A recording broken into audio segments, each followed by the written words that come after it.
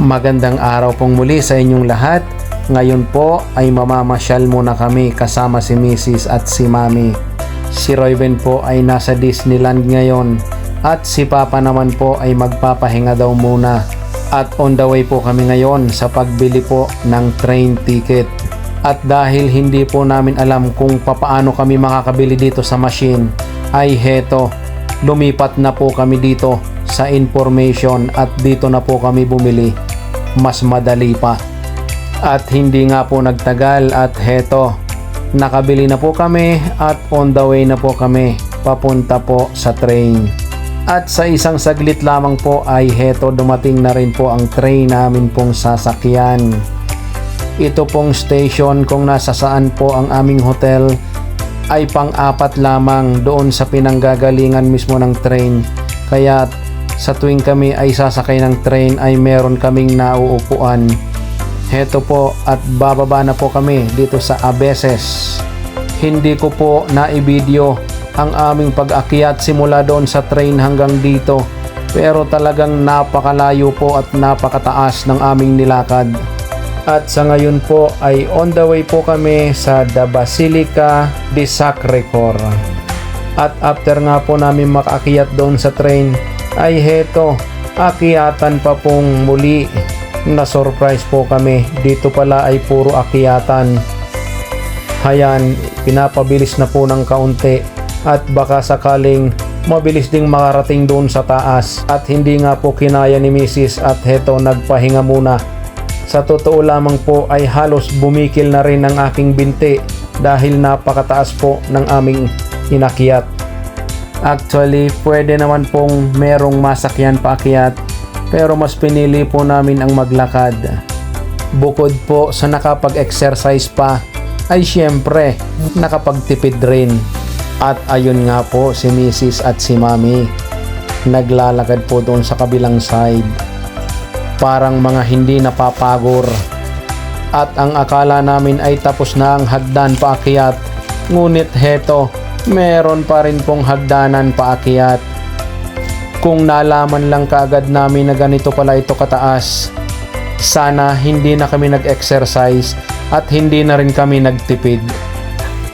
Ay talaga namang nakakahalhal din talaga ang taas ng lakaring ito. Pero kahit napakataas na ay nakapagsayaw pa ng kaunti. Heto at dire-diretso pa rin po kami sa pag-akyat. At heto po, nung narating namin ang itaas ay talagang napasandal ako sa bakod, sa pagor. At after nga po ng mahabang lakad ay heto, narating na po namin kung nasaan ang toilet. At dahil 2 euro nga po ang bayad sa toilet, ay pinigil na lamang po namin ang aming mga ihi. Wow! At after nga po ng napakahabang lakarin ay heto, narating na po namin ang simbahan. Ang gusto po naming puntahan, ayan. At napakarami na rin pong tao dito. At halos karamihan po sa turista ay ayan, naglalagay po sila ng mga padlock. At para daw po hindi makatakas ang bakod, kaya nilalagyan po nila ng padlock. Sa dami ng padlock na iyan ay kung makakatakas ka pa ay ewan ko na. At dito po sa aming kinatatayuan ay makikita nyo na rin po ang overview ng Paris. Hindi man po kataasan ng pinupwestuhan namin pero okay na rin para po makita ng malawakan ang kanilang city. At dito po sa aming likuran ay hayan, makikita nyo po ng napakaganda itong simbahan. At sa mga oras pong ito ay talagang napakarami na rin pong turista ang naandito. Talaga namang sa bawat picture nyo po ay lagi kayong may katabi sa karamihan po ng tao. Wow! At dahil nandito na rin lang po kami, ay gusto na rin po naming pumasok sa loob. Ngunit kailangan po naming pumila dyan sa kahabaan ng pila na yan. At after nga po ng kalahating oras na pila at heto, papasok na po kami sa loob ng simbahan. At napakaswerte po namin dahil sa aming pagpasok ay magsisimula pa lamang po ng misa. Kaya naman po, kahit alam naming hindi namin maiintindihan ang salita, ay kami po ay umattend na rin ng misa. Hindi po talaga ako nag-video habang nagmamas, kaya't heto lamang po ang aking nakunan, yung tapos na po uli ang misa. At after nga po ng misa, ay nagpatuloy po kami sa aming pagtutur dito po sa loob ng simbahan. Kami po ay nasa likod lamang ng altar, kaya makikita nyo ang mga ito na nag-serve kanina sa mass. At after po namin mag-tour ay heto, nagsindi muna ng kandila si Mrs. bago po kami lumabas ng simbahan. At ngayon po ay on the way naman po kami papunta po sa Hard Rock para po bumili noong aming souvenir collection. Heto po at nakasakay na po kami sa bus. At nagpa-video muna ako kay Mrs. dahil lagi na lamang sila ang nakikita sa aking video. At hindi ko po alam kung gaano kasarap ang pagkain sa restaurant na ito dahil pinipilahan po talaga sila.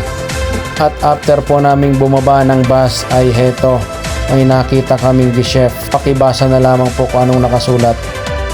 At nung malapit na po kami sa Hard Rock ay napansin namin itong napakahabang pila. At inakala po namin na ito pong pilang ito ay sa Hard Rock. Buti na lamang po at hindi po pala. Itong pila pala pong ito ay sa theater. Heto po at narating na po namin ang Hard Rock Cafe. Ako po ay palaging merong binibili sa Hard Rock sa tuwing ako po ay makakarating sa ibang lugar. At ito po lamang ang aking binibili. Yan. At after ko nga pong makabili ay heto, hahanap muna po kami ng restaurant na makakainan dahil gutom na rin po kami. At dito na rin po kami kumain sa restaurant kung saan malapit lamang po sa Hard Rock. Ito po ang Indiana Restaurant. Heto po at nakakuha po agad kami ng upuan. At hindi nga po nagtagal at heto, dumating na rin po ang aming pagkain. Ayan po ang aming mga in-order. Ang akin po ay cheeseburger lang muna. At sa isang saglit lang po ay heto, sa sobrang gutom, said na said po ang aking plato. After po namin kumain ay naglakad-lakad muna po ulit kami ng konti para naman po mahulawan. Ito po yung tinatawag nilang Passage Joffroy. Hindi ko po alam kung tama yung aking pagbigkas. Basta napakaganda po ditong maglakad-lakad. Lalo na't yan ang makikita nyo. Yung letter R. Yan po yan, yung naglalakad na yan. Yun. At dito po ay meron akong nakita. Kaya't akin pong hinihila si Mrs. At ayan po yung aking nakita. Joke lang po. Walang-wala na po kaming magawa ni Mrs. Kaya't heto, ako naman po ang hinihila niya. Naghihilahan kami kung saan pupunta. Marami pa po sana kaming gustong puntahan. Ngunit kami po ay napagod na.